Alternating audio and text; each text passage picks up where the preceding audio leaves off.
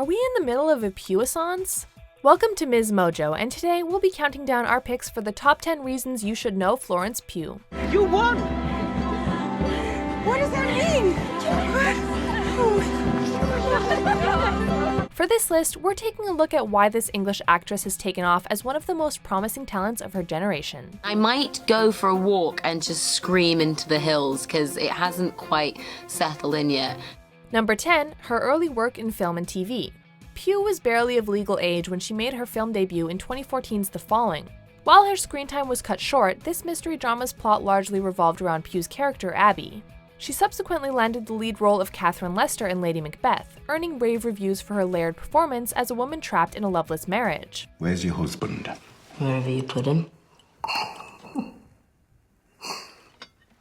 I'm so sorry. Although its title may suggest otherwise, Lady Macbeth wasn't a Shakespearean adaptation. However, Pugh did brush up on her Shakespeare in a modern King Lear TV movie. Playing the king's youngest daughter Cordelia, Pugh starred opposite legends like Anthony Hopkins and Emma Thompson, who she considers a massive mentor. Nothing, my lord. Nothing?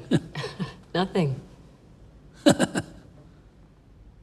Nothing will come of nothing. Pugh gained further praise as Charlie in the Little Drummer Girl miniseries, and we haven't even scratched the surface of her filmography. You need to keep a clear head. Sir, head clear, sir. Legs open, sir.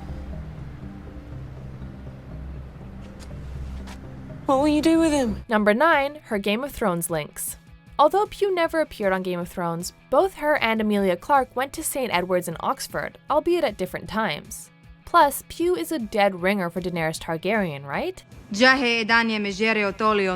She also has some direct ties to the HBO fantasy drama's cast.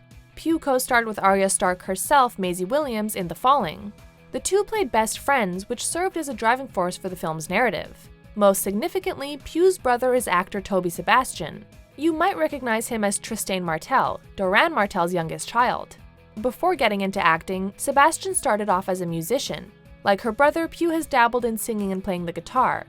We guess both have a song of ice and fire in their hearts. You know, to be alongside all the people here and to see how far they've come, it's going to be a very interesting evening. I can't wait. Number 8, she made Forbes' 30 Under 30. Before even turning 25, Pugh has lit up the industry as one of its brightest rising stars. In February 2019, just 1 month after her 23rd birthday, Pugh earned a well-deserved spot on Forbes' 30 Under 30 list. This annual list singles out Europe's most prominent individuals under the age of 30. Pugh has actually co-starred with a few actors who made this list in previous years, including Maisie Williams, Saoirse Ronan, and Emma Watson.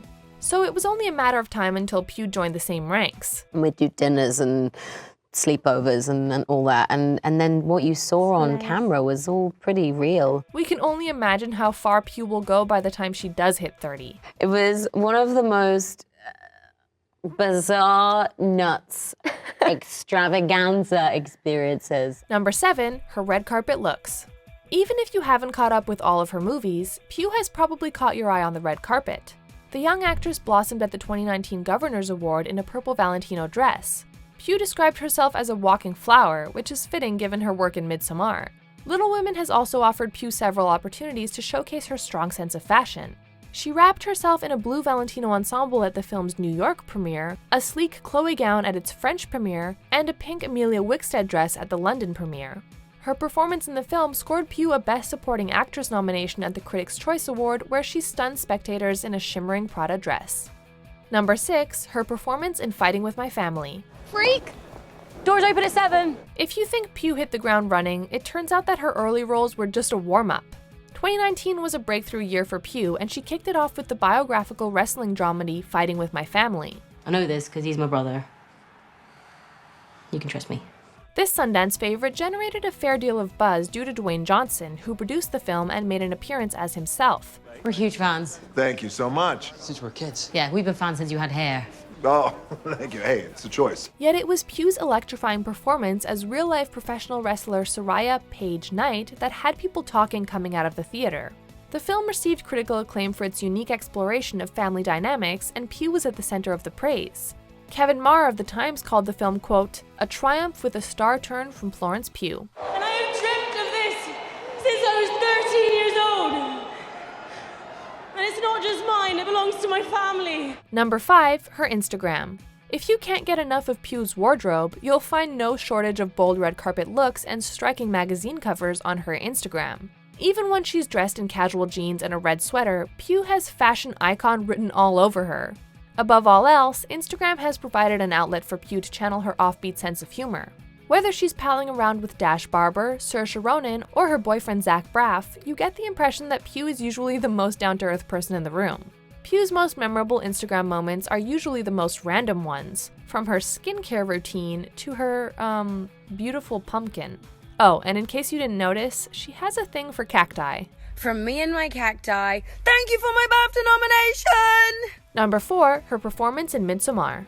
Only a few months after demonstrating her comedic chops in Fighting with My Family, Pugh delivered a completely different kind of performance in Midsamar. They were laughing at me. What? No, I'm sure they weren't. They've been laughing. Pugh starred as Dani, a young woman overwrought with grief following a family tragedy.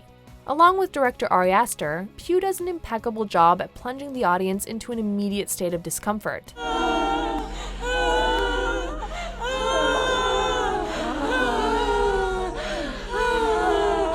We can genuinely feel the agony that's tearing Dani apart, as well as the frustration she expresses towards her boyfriend. This is a character who's constantly on the verge of breaking down, and Pugh sells every gut-wrenching moment. Even when Dani isn't given much dialogue, the audience always senses what she's thinking thanks to Pugh's emotive performance, which scored her a Gotham Independent Film Award nomination.